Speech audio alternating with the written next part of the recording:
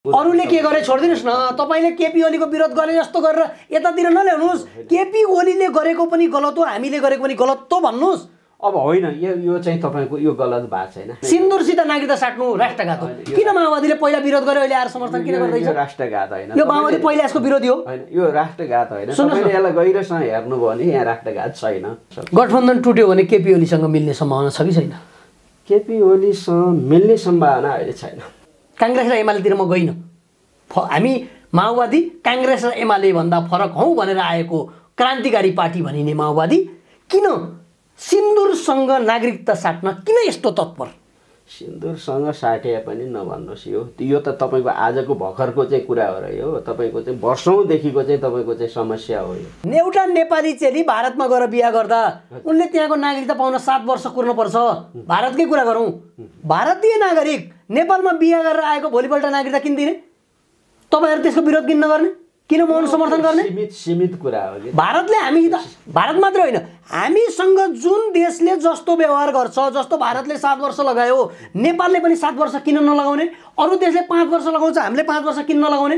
भारतीयहरूलाई चाहिँ बिहा गरेर आउँदा सिन्दुरसँग एक हातले सिन्दुर र एक हातले नागरिकता किन साट्ने? त्यति भनिदिनुस् न। होइन, यो अहिले समस्या तत्काल हल गर्नुपर्छ, गरियो फेरि चाहिँ तपाईको यही रहिराख्नु। भनेपछि माओवादीको व्याख्यात्मक सहित जनता त्यसरी ढल्दिनु पर्ने हो। तपाईलाई जनता एउटा निकास त दिनु पर्यो। कसरी मन्त्री मात्रै जान्छ? 2 चोटिसम्म तपाईका अध्यक्ष प्रचण्ड प्रधानमन्त्री हुनुभयो र एकचोटि तपाईका तत्कालीन उपाध्यक्ष हुनुहुन्थ्यो बाबुराम भट्टराई पनि माओवादी केन्द्रबाटै प्रधानमन्त्री हुनुभयो। 3-3वटा माओवादीले प्रधानमन्त्री पायो आफ्नै। त्यो प्रधानमन्त्री पाउँदा केही काम पनि त के भए मलाई भनिदिनुस् न। 1 2 3 भनिदिनुस् न। कृषिमा म अन्यत्र जान्न, कृषिमा के भए? कृषि क्रान्ति गर्ने भनेर आएको माओवादीले कृषि क्रान्ति के गर्यो? किसानको 25,000 को ऋण मिना गर्यो चाहिँ प्रचण्ड चाहिँ प्रधानमन्त्री हुने बेला।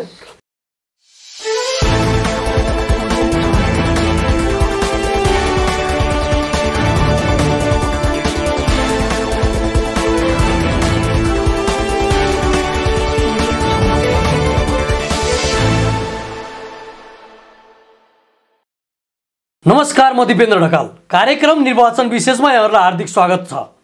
आज हामीसँग हुनुहुन्छ नेकपा माओवादी केन्द्रका समन्वयन प्रदेश समितिका अध्यक्ष श्रीकृष्ण अधिकारी विवेक। विवेकजी, कार्यक्रममा हार्दिक स्वागत छ। हस्, धन्यवाद। आराम हुनुहुन्छ? आरामै छु। तपाईँ सम्पर्क समन्वय समितिको अध्यक्ष? हजुर। यो सम्पर्क समन्वय समिति भनेको चाहिँ के हो? सम्पर्क समन्वय समिति भनेको यो 74 जिल्लाबाट राजधानीमा आएर अस्थायी रूपमा बसोबास गर्ने 28-30 लाख जनसमुदाय जो अस्थायी रूपमा विभिन्न पेसा व्यवसायमा हुनुहुन्छ, उहाँहरूलाई सङ्गठित गर्ने चाहिँ यो चाहिँ सम्पर्क समन्वय समिति हो। यो समिति नेकपा माओवादी केन्द्रले मात्रै प्रयोग गरेछ कि अरू राजनीतिक पार्टीले गरेका छन्? के छ यसको पृष्ठभूमि हेऱ्यो भने अरू पार्टीको पनि आफ्नो पार्टीको विशेषता अनुसार समन्वय समिति, सम्पर्क समन्वय समिति बनाएकै छन्। यो विशेष त यो 36-37 को आन्दोलन वरिपरिबाट यो विद्यार्थी सम्पर्कको रूपमा चाहिँ जन्मियो। पछि गइसकेपछि पार्टीहरूले पनि अब आफ्नो विशेषता, आफ्नो राजनीति अनुसार यो सङ्गठनलाई चाहिँ बनाउन थाले र हामीले पनि यसलाई अलि व्यवस्थित चाहिँ हामी शान्ति प्रक्रियामा आइसकेपछि, हाम्रो पार्टी शान्ति प्रक्रियामा आइसकेपछि यो संरचनालाई चाहिँ यसको आवश्यकता बोध हामीले गर्यौँ। त्यसमा पनि खास कारणहरू छन्। त्यसमा यो 62-63 को जनआन्दोलन हामी त्यो जनयुद्धको जगमा उठेको आन्दोलन भन्छौँ त्यो। र त्यसको आन्दोलनको चरित्र के थियो भन्दाखेरिमा चाहिँ चक्रपथ केन्द्रित थियो र आन्दोलनमा बहुसङ्ख्यक चाहिँ जनसमुदायहरू बाहिरबाट चाहिँ उपस्थित जनसमुदायहरूको ठुलो पङ्क्ति नै आन्दोलनमा चाहिँ थियो। जस्तो 46-47 को चाहिँ जनआन्दोलन हेर्नु भने त्यो लोकल बेसबाट उठेको देखिन्छ।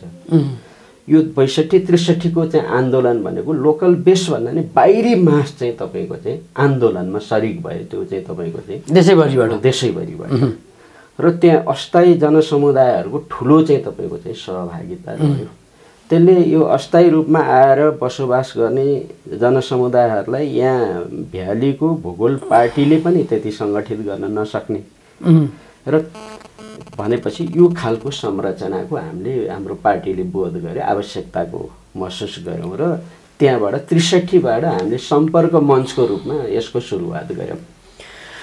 यो समितिलाई केही अधिकार दिएको छ पार्टीले या नेतृत्वले यसो गर्नुस् भन्ने निर्देशन दिन्छ, कसो हुन्छ? यसको अधिकार छ। कुनै पनि सङ्गठन बिना उद्देश्य बिना लक्ष्यको त सङ्गठन हुँदैन। अब हरेक सङ्गठनहरू विचारमा आधारित। तपाईँहरू पनि मैले रोकेँ तपाईँलाई, तपाईँहरूको समिति पनि अहिले जुन प्रदेश छ नि, सङ्घ छ नि, सङ्घीयता, ती प्रदेशहरूको न कुनै अधिकार छ न कुनै औचित्य छ, त्यस्तै समिति त होइन त्यस्तो समिति होइन। त्यस्तो पहिलो कुरो त तपाईँको पहिलो क्वेसनमै म के भन्छु भन्दा बिना अधिकारको त कुनै पनि संरचना हुन्न। बिना उद्देश्य बिना लक्ष्य बिना विचार आधारित भनेको त त्यो स्वतःफूर्तवाद हो होइन। त्यसले गर्दा निश्चित उद्देश्य हुन्छ, लक्ष्य हुन्छ र यसको पनि चाहिँ के छ भन्दाखेरिमा चाहिँ लक्ष्य उद्देश्यसँग यो जोडिएको छ, यो विचारसँग जोडिएको छ र यसको अधिकार छ। भित्र पार्टीभित्र चुनिने अधिकार छ यसको। बाहिर चाहिँ तपाईँको चाहिँ हामीले संसदीय मोर्चामा काम गर्ने सन्दर्भमा होस्, सरकारमा तिनै तहका सरकारमा सहभागिता जनाउने कुरा त्यहाँ पनि हाम्रो चाहिँ अधिकार छ। तपाईँहरूले निर्वाचनमा कसैलाई छानेर कसैलाई उम्मेदवार प्रस्तावित गरेर पठाउन सक्ने हैसियत हुन्छ तपाईँहरूको? हाम्रो हैसियत छ, पठाउनु भएको छ। हाम्रो पार्टी केन्द्रपछि 10वटा भौगोलिक प्रदेश 10वटा प्रदेश समितिहरू छन् पार्टी केन्द्रभन्दा तल। त्यो मध्ये 7वटा भौगोलिक प्रदेश पार्टी छन्, 3टा चाहिँ गैर भौगोलिक प्रदेश छ। त्यो मध्येको यो 74 जिल्लाबाट मैले हैनै भने 28-30 लाख जनसमुदायलाई लिड गर्ने गरी बनेको यो प्रदेश जति भूगोल प्रदेशले चाहिँ अधिकार राख्छ उम्मेदवार प्रस्ताव गर्ने, त्यति नै अधिकार यसको पनि छ र हामीले प्रस्तावित गरेका छौँ। यहाँबाट प्रस्तावित गर्नुभएको छ। तपाईँ स्वयं आफू पनि प्रस्तावित हुनुभएको छ। मलाई पनि त्यो कमिटीले चाहिँ प्रस्ताव गरेको छ। त्यो कमिटीले प्रस्ताव गर्छ कि अध्यक्ष आफैलाई प्रस्ताव गर्छ? होइन, कमिटीले प्रस्ताव गर्ने हो। सर्वसम्मतिले गर्छ? कमिटीको सर्वसम्मतिले गर्ने हो। तपाईँ समानुपातिकमा सङ्घको समानुपातिकमा प्रस्तावित हुनुहुन्छ? समानुपातिकमा मलाई मेरो चाहिँ समितिले 2 ठाउँबाट प्रस्तावित हुनुभयो। हजुर, मलाई अब नुवाकोटको पार्टीले पनि त्यहाँ मैले अब पत्र पत्रिकाबाट हेरे अनुसार उहाँहरूले पनि चाहिँ त्यहाँ समानुपातिकमा सङ्घको समानुपातिकमा। तपाईँ आफै प्रस्तावित हुनुहुन्छ, त्यहाँको पार्टीले तपाईँ त छलफल गर्दैन, तपाईँ त्यसमा इच्छुक हुनुहुन्छ कि हुनुहुन्न पनि सोध्दैन, तर तपाईँले आफै प्रस्तावित भएको कुरा पत्रिकाबाट थाहा पाउनुहुन्छ?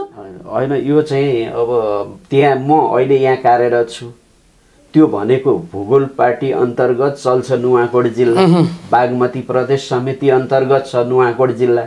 म त सम्पर्क समन्वय प्रदेशको अध्यक्ष छु। त्यो पार्टी कमिटी र यो पार्टी कमिटी चाहिँ तपाईँको हामी त फरक चाहिँ तपाईँको जिम्मेवारीमा छौँ। तर अब त्यो भनेर आन्दोलनको सबै पृष्ठभूमिले त फेरि चाहिँ म त नुवाकोटसँग जोडिया छु, त्यसले त्यहाँको नुवाकोटको पार्टीले मेरो नाम लिँदा के आपत्ति भयो? कम्तीमा पार्टीले तपाईँसित त सल्लाह गरिदिनु पर्यो। तपाईँले भ्याउनुहुन्छ भ्याउनुहुन्न, तपाईँ इच्छुक हुनुहुन्छ हुनुहुन्न? त्यो त राजनीति गर्ने मान्छेले म क्यान्डिडेट हुन पाउँछ भने कसको इच्छा भन्नु, राजनीति त हुनुपर्छ, सोध्न जरुरी छैन। सोध्न जरुरी छैन। उहाँहरूले सोध्नु पनि भएको थियो के गर्ने भनेर भन्नुहोस्, अब चाहिँ तपाईँहरूले एक ठाउँमा प्रस्ताव गरिदिनु होला नि भनेको थिएँ मैले। तपाईँ जनयुद्धमा होमिएको एउटा योद्धा, जनयुद्धको घाइते पनि। हजुर, तपाईँ जनयुद्धको घाइते सम्पर्क समन्वय प्रदेश समितिको अध्यक्ष, तपाईँ जस्तै र तपाईँभन्दा पनि जटिल घाइतेहरूको अवस्था थाहा छ? कुन अवस्थामा छन्? घाइतेको अवस्था चाहिँ अब हाम्रो जनयुद्धका घाइते अथवा जनआन्दोलनका घाइते अथवा द्वन्द्वका घाइते, हामी यो प्रक्रियामा आइसकेपछि समग्र चाहिँ तपाईँको आज घाइतेहरूको अवस्था के छ भन्ने सन्दर्भमा चाहिँ अब हो कतिपय चाहिँ घाइते साथीहरूको उपचार पनि चलिराखेको छ। कतिपय घाइते साथीहरू एकाध साथीहरू अहिले पनि चाहिँ तपाईँको चाहिँ सम्पर्कमा चाहिँ खोजेर लिने काम पनि हामीले गरिरहेका छौँ। सम्पर्क पनि गर्नुभएको छ, खोज्ने काम पनि गरिरहेका छौँ। हाम्रै यही समितिले पनि अहिले घाइते अपाङ्ग शहीद बेपत्ता परिवार घाइते अपाङ्ग समन्वय विभाग भनेर मेरै प्रदेशको पनि एउटा चाहिँ विभाग बनाएर म आफैले पनि चाहिँ यो चाहिँ तपाईँको प्रक्रिया सुरुवात गरिराखेको छु। कति भयो सुरुवात गर्नुभएको? यो अहिले चाहिँ 2-3 महिना जति मात्र हामीले कमिटी बनाए। भर्खर नै हो नि यो प्रदेश बन्या त, धेरै भएको छ। मङ्सिरमा यसको सम्मेलन भएर त्योदेखि यता काम गर्न थालेन हामीले। स्थानीय निर्वाचन आयो, धेरै त्यता सोध्न पाइएन। त्यसपछि बल्ल साँठानी काममा गर्दा त्यो विभाग बनाएर त्यसको एउटा पूर्ण बैठक बनाएर एउटा कार्ययोजना बनाएर अहिले अब समग्र घाइतेको बारेमा म भन्दै थिएँ। कतिपय घाइते अपाङ्ग साथीहरूको हामीले चाहिँ निर्भरण भत्ताको व्यवस्था पनि भएको छ। त्यो चाहिँ तपाईँको 100% घाइते जो छ, जो चाहिँ तपाईँको अर्को सहयोगी चाहिन्छ, सहयोगीलाई सहित चाहिँ तपाईँको उसको एउटा सहयोगी सहित चाहिँ व्यवस्थापन गरेर त्यसरी पनि एउटा गर्ने काम। सबै घाइतेले पाएका छन् त्यस्तो? त्यो चाहिँ अब 100% घाइतेले पाएका छन्। 100%। हामी त्यस्तो नपाएका घाइतेहरू तपाईँहरूसित उपस्थित गराइदिउँ? हजुर, त्यस्तो लिस्ट ल्याइदिउँ तपाईँहरूलाई? त्यो दिनुहोस्, हामीलाई चाहिँ लिस्ट दिनुहोस्, हामी त्यो प्रक्रियामा चाहिँ जोड्छौँ। तपाईँको पार्टी नेकपा माओवादी केन्द्रलाई जनयुद्धमा घाइते भएका देशैभरि कति छन् भन्ने थाहा छ?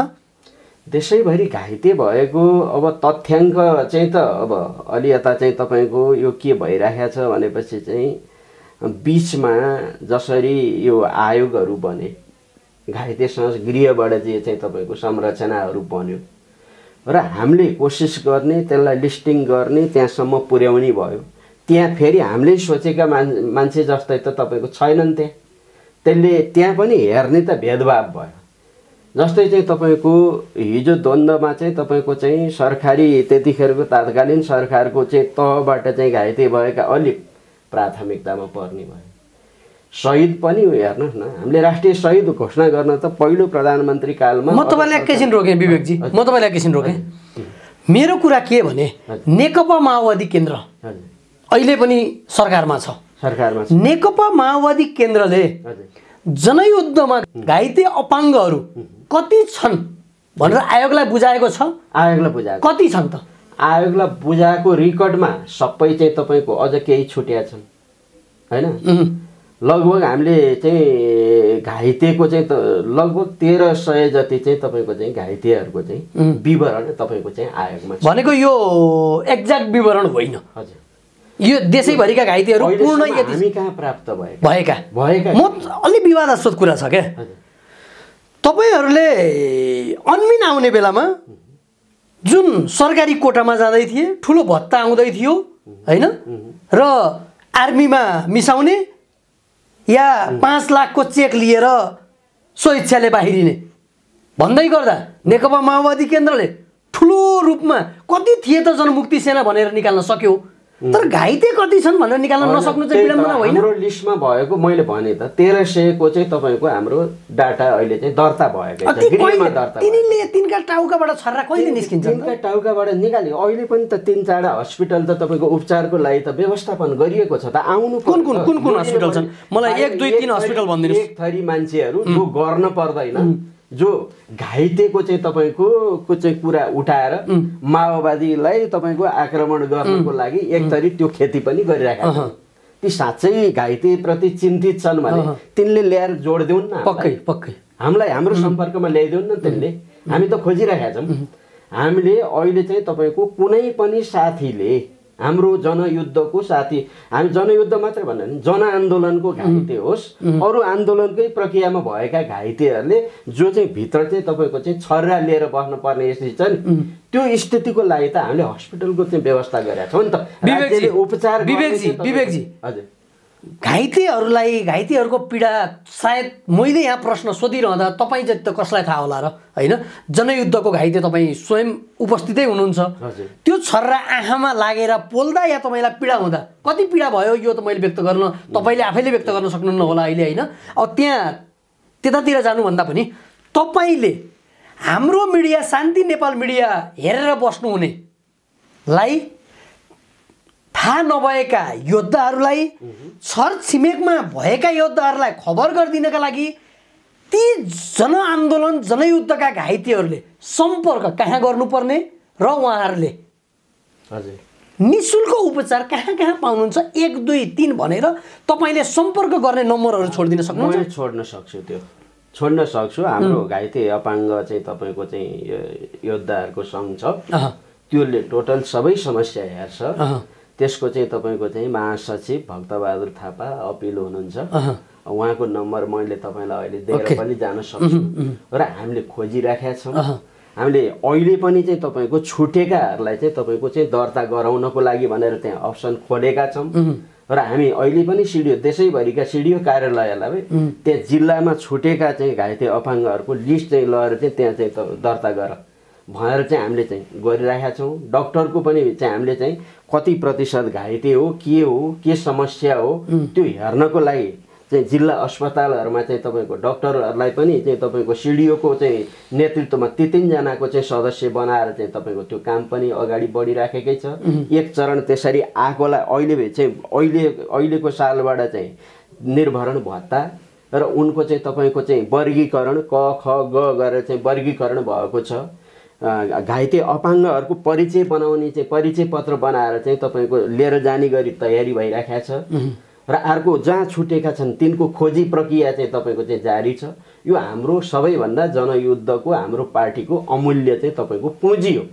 शहीद परिवार, घाइते अपाङ्ग भनेको चाहिँ यो बेपत्ता परिवार अझ ठुलो पीडा छ। त्यतातिर राज्यले अहिलेसम्म भन्दिँदैन, शान्ति प्रक्रिया टुङ्ग्याउनेतिर हामी भन्छौँ। यो त हाम्रो मात्र इच्छा र चाहनाले हुँदो रहेछ नि त। सत्यनिर्भर तथा मेलमिलाप आयोग किन रोकिएको छ? हामीले त यसलाई छिटो टुङ्ग्याउने तपाईहरु नै सरकारमा हुनुहुन्छ, कसलाई भन्नुहुन्छ? अहिले तपाईँ हेर्नु न, म यतातिर भन्दा पनि यो क्वेसन त अब चाहिँ राज्यमा सदनमा जजले चाहिँ त्यो अवरोध गरिरहेछन्। त्यो अहिले चाहिँ तपाईँको विधेयक आइरहेको छ, यसलाई टुङ्ग्याएर लिएर जाउँ भन्ने चाहिँ विधेयक आउँदा यसलाई पास गर्न नदिन जजहरूले चाहिँ अवरोध गरेका छन्। तिनलाई सोध्नु पर्यो नि यो कुरा त। तपाईहरु सत्तामा हुनुहुन्छ, सत्तामा छौँ र त विधेयक ल्यायौँ, तर त्यो विधेयक चाहिँ पारित हुन नदिन चाहिँ तपाईँको चाहिँ अवरोध चाहिँ तपाईँको चाहिँ गरिन्छ। हामी त यसलाई छिटो हिजै टुङ्ग्याउन चाहन्छौँ। हाम्रो त छिटोभन्दा यो छिटो शान्ति प्रक्रियाले पूर्ण अन्तिम निष्कर्ष पाउनुपर्छ भन्ने हो नि त हाम्रो त। म फेरि निर्वाचनतिर मुडिएँ। हजुर, माओवादी केन्द्रले कति जति सिट ल्याउला यसपालि? माओवादी केन्द्रले अब सिटको कुरा गर्नु हो, पार्टी गठबन्धनको चाहिँ प्रक्रियामा छ। हाम्रो उद्देश्य के हो भन्दाखेरिमा अहिले हाम्रो अध्यक्ष कमरेड प्रचण्डले पनि बाहिर सार्वजनिक रूपमा चाहिँ हरेक कार्यक्रमहरूमा बोलिराख्नु भएकै छ। हामी वामपन्थीहरूको मध्येको चाहिँ पहिलो पार्टी हुनुपर्छ भन्ने हाम्रो उद्देश्य हो। हाम्रो चाहिँ त्यो हुने आधार छ कि छैन त भन्दाखेरिमा चाहिँ ती आधारहरू चाहिँ तपाईँको चाहिँ हामी सम्भावना त्यो आधार देख्छौँ।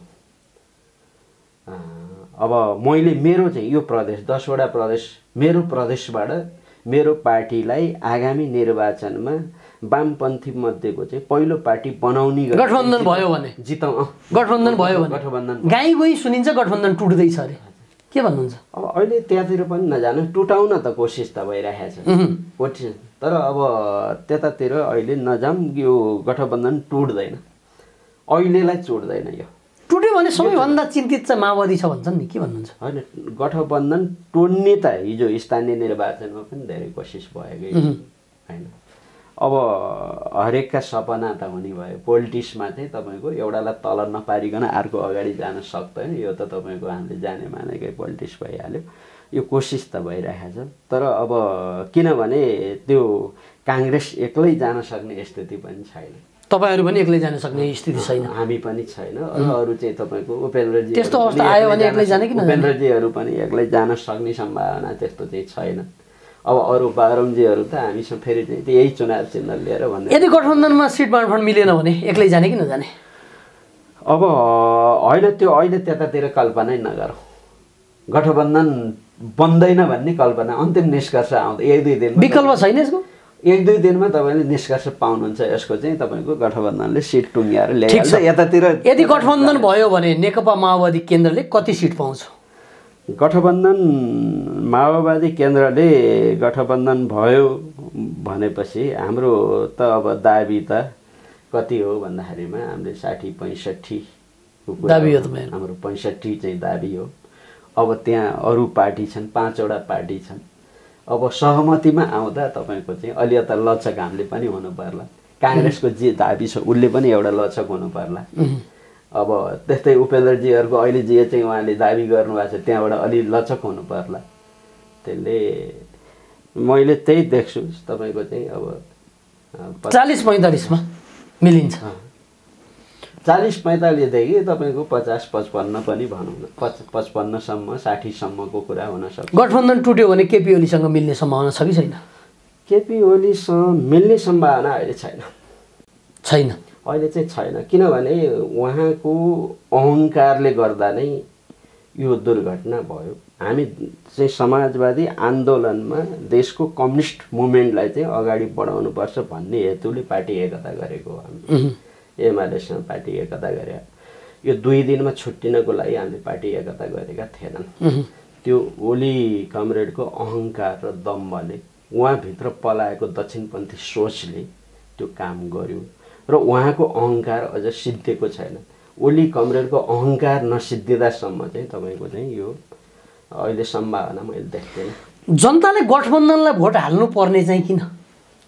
गठबन्धनलाई भोट हाल्नु पर्ने किन त भन्दाखेरिमा यथास्थिति र अग्रगमनको, यो त तपाईँको पक्षगमन र अग्रगमन, गठबन्धन चाहिँ अग्रगमन र पक्षगमनको अहिलेका यो 10 वर्षको जनयुद्ध जनआन्दोलन सबै नेपाली जनताको इच्छा चाहना मुताबिक यो स्थापित भएको चाहिँ अहिलेको चाहिँ तपाईँको चाहिँ यो राजनीतिक व्यवस्था, यो संविधान जब यसलाई नै कोल्याप्स पारेर यसलाई चाहिँ तपाईँको चाहिँ विघटनतिर लाने कोसिस जहाँ भयो, यो त हाम्रो बाध्यता रहर थिएन नि त।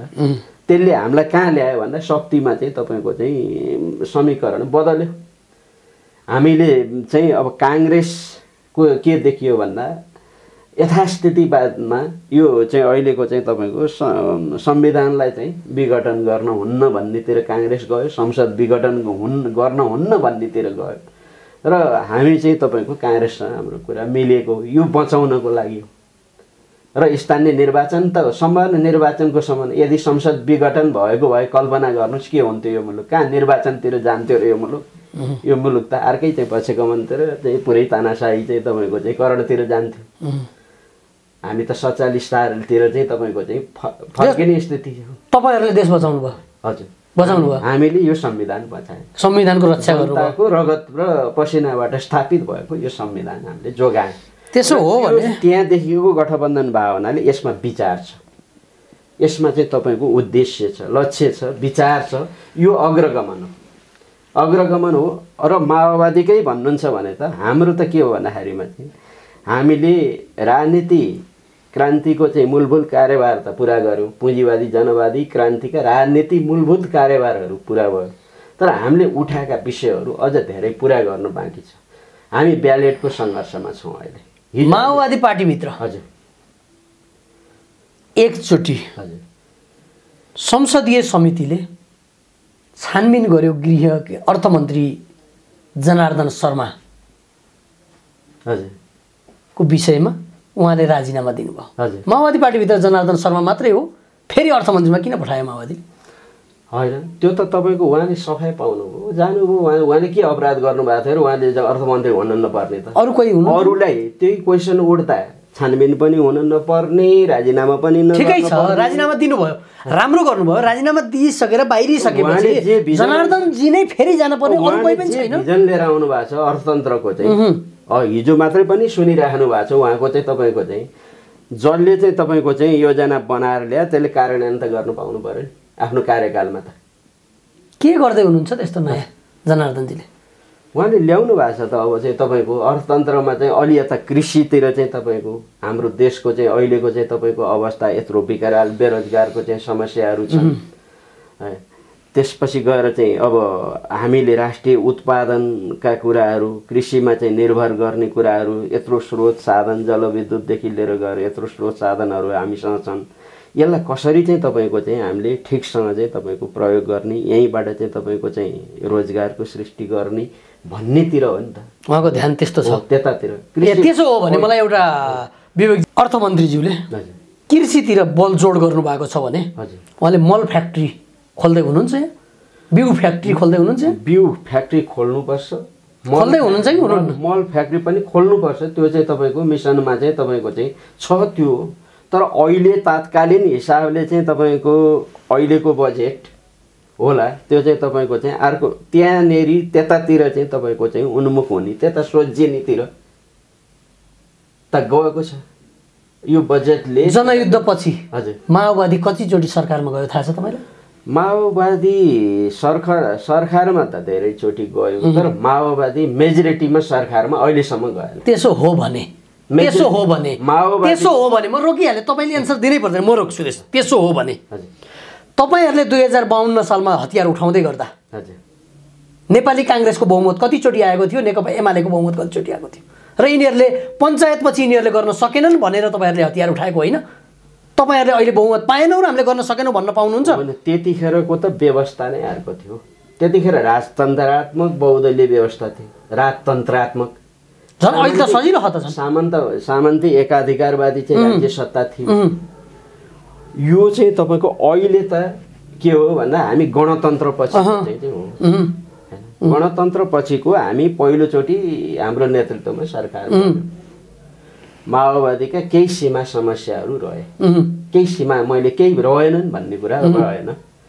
हामी पहिलोचोटि सरकारमा गइसकेपछि जो चाहिँ तपाईँको शक्ति सन्तुलनको हिसाबले चाहिँ मिलाएर लिएर जानु पर्थ्यो, त्यो त हाम्रो अध्यक्ष कमरेड प्रचण्डले बारम्बार सार्वजनिक रूपमा चाहिँ कहाँ कहाँ भयो त माओवादीको कमजोरी उहाँले भनिँदै राख्नु भएको छ। माओवादीका अध्यक्ष प्रचण्डले भनिरहने तर कार्यकर्ता र नेताहरूले नटेर्ने, त्यही भएको छैन? होइन, टेर्नुपर्छ, मान्नुपर्छ। त्यसो हो भने हाम्रो, किनभने माओवादी यो व्यवस्था ल्याउनुमा निर्णायक शक्ति माओवादीको।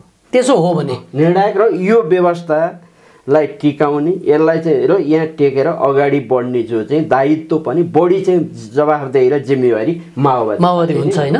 माओवादी पार्टी नै बारम्बार माओवादी सरकारमा जाँदै गर्दा कृषि मन्त्रालय पनि धेरैचोटि पायो होइन?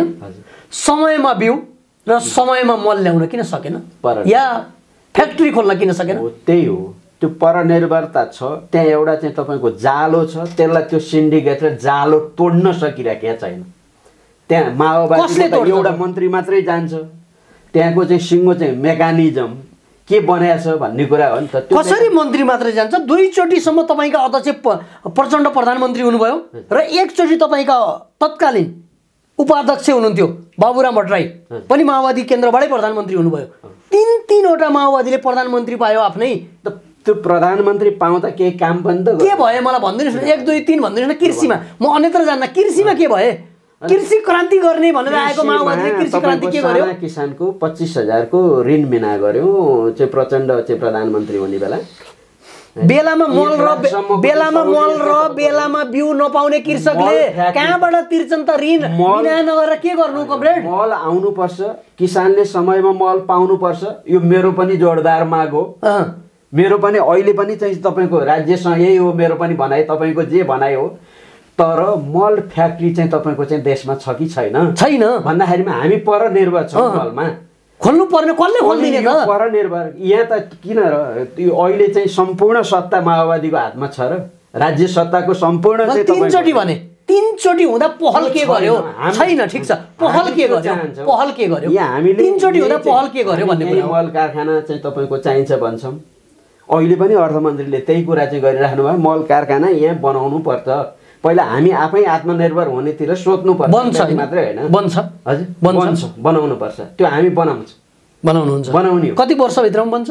हामीले नेतृत्व गर्न पायौँ भनेदेखि तपाईँको चाहिँ धेरै वर्षको कुरा पनि हुँदैन। मल फ्याक्ट्री बन्नलाई धेरै वर्ष लाग्छ। कतै देशलाई सिङ्गापुर 5 वर्षमा सिङ्गापुर बनाउँछु भने यस्तो त हुँदैन। सिङ्गापुर भनेको यसो हो, त्यो चाहिँ के आधारमा भने हो सिङ्गापुर बनाउने? तपाईँको खाडी जस्तो मुलुकले बाहिरबाट माटो बोकेर चाहिँ प्लेनबाट माटो बोकेर रहेर त्यहाँ त्यति गर्न सक्छ भने हामीसँग त यहाँ जल छ, जमिन छ, जडीबुटी छ, सबै चाहिँ तपाईँको ऊर्जै छ, चारैतिर ऊर्जा छ, पर्यटनको यत्रो सम्भावना छ, जल यत्रो चाहिँ अपार जल भण्डार चाहिँ तपाईँको हामीसँग छ। त हामी यहाँ त सही चाहिँ तपाईँको भिजन, सही दृष्टिकोण र सही चाहिँ काम गर्ने चाहिँ तपाईँको कार्ययोजनाको अभाव न हो। सही भिजन सहितको चाहिँ तपाईँको समर्पित भएर चाहिँ लाग्ने चाहिँ तपाईँको सोचको अभाव न हो।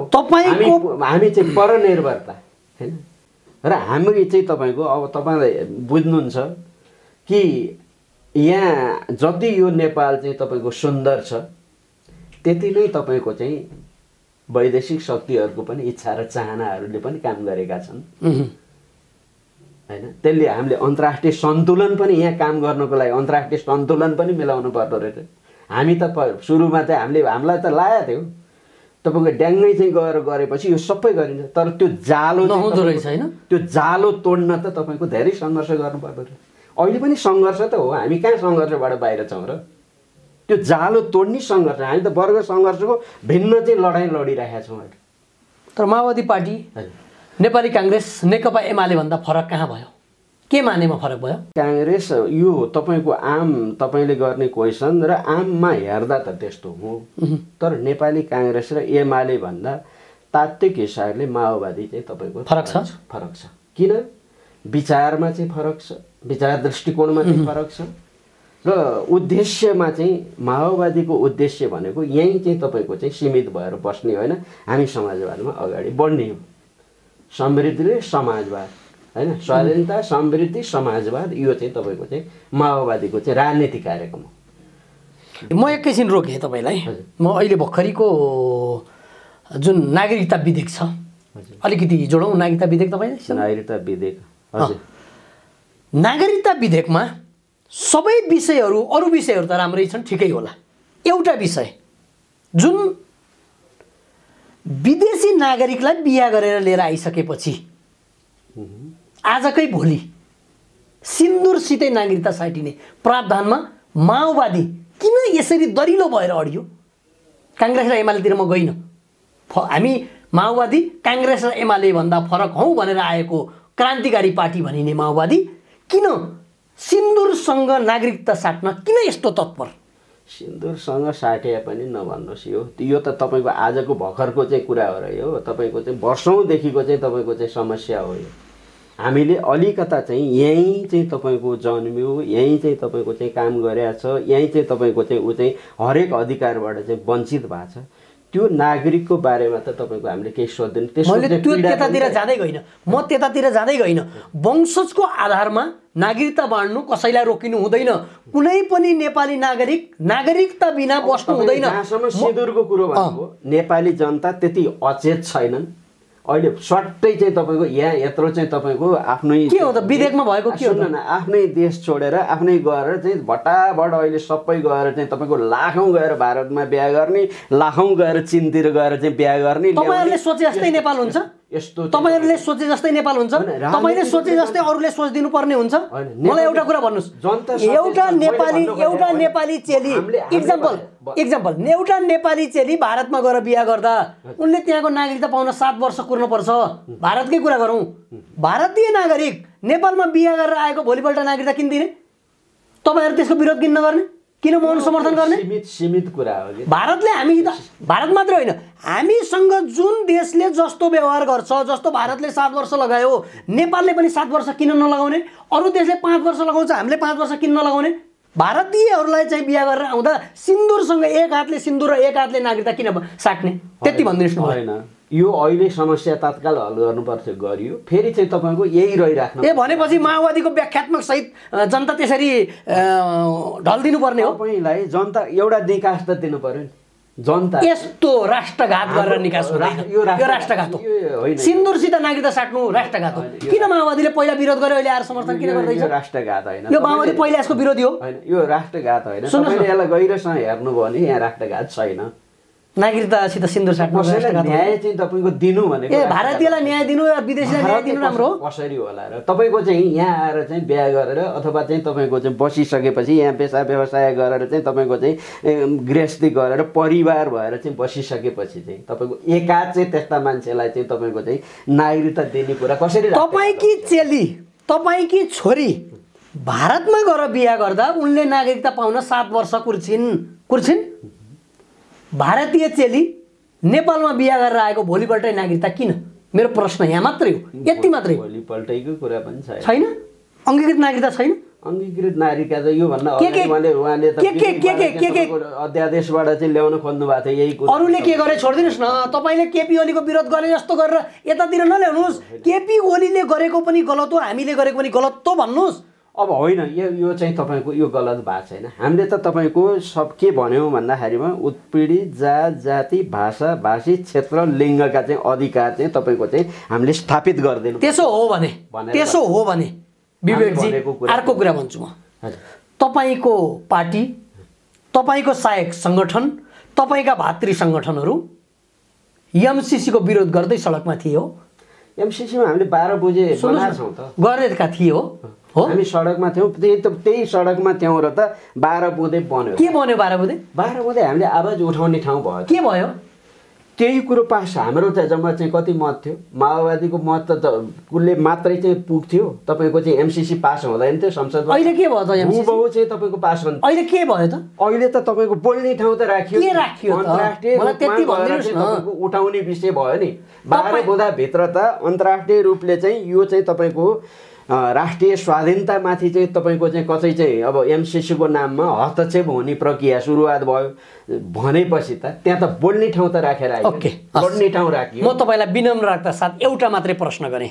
तपाईँ सम्पर्क समन्वय प्रदेश समितिको अध्यक्ष, एकदम तपाईलाई तपाईको पार्टीले तपाईका अध्यक्षले व्याख्यात्मक टिप्पणी सहित एमसिसी जुन सदनबाट पास भयो त्यो अमेरिकालाई हामीले पठाइयो भनेर पत्र जुन पठाएको पत्र हुन्छ नि त्यही कपी केही पाउनु भयो तपाईले?